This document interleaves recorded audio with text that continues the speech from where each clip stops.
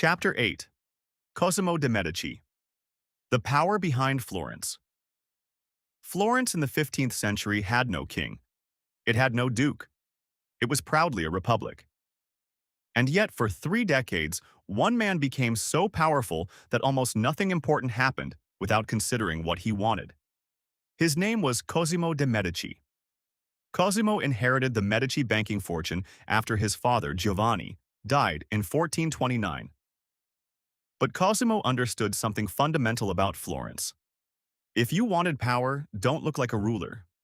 Florentines had a deep suspicion of anyone who appeared to threaten their republic. So Cosimo didn't seize the government. He built a network around it. The Medici Bank gave him connections across Europe. Loans created obligations. Friendships created alliances. Political allies helped determine who served in government.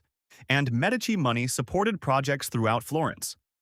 Cosimo's enemies understood exactly what was happening. In 1433, rival families had him arrested and exiled from the city. That should have ended his career. Instead, it demonstrated how powerful his network had become. Cosimo went to Venice. Medici money and influence went with him. Florence soon discovered that removing Cosimo didn't remove the people who depended upon him. The following year, his allies regained control. Cosimo was invited home. His enemies went into exile, and Cosimo returned to Florence as the city's dominant political figure. But there was still no coronation, no throne, no crown. Cosimo continued presenting himself as a private citizen.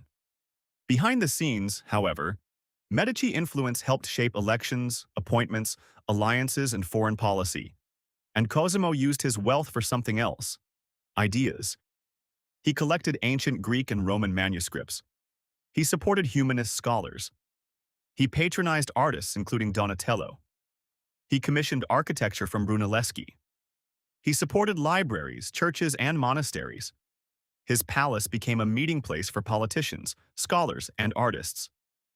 Banking profits were being converted into political influence, and political influence was being converted into culture.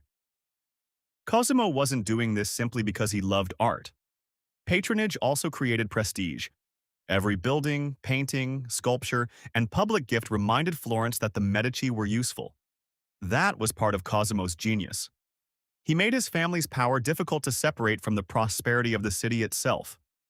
When Cosimo died in 1464, Florence awarded him an extraordinary title, Pater Patriae, Father of the Fatherland. He had never officially ruled Florence, but everyone understood that he had. Cosimo de' Medici demonstrated a form of power that would become one of the great themes of Renaissance politics. Sometimes the most powerful man in the room is the one who doesn't need a throne,